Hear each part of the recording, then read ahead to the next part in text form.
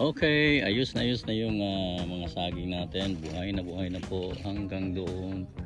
Ayan, kami pa mga saging doon. So, dadamihan pa natin yung pananim. Ito naman, ginawa natin.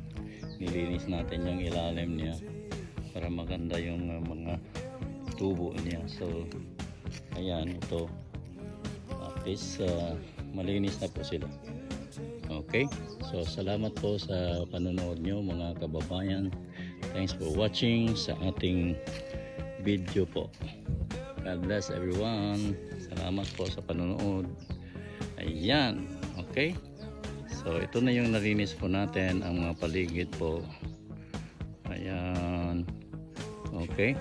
So nilinis na natin. Doon na naman banda sa dulo at saka dito. Kailangan natin lilinisin yan ngayon. Okay, salamat po.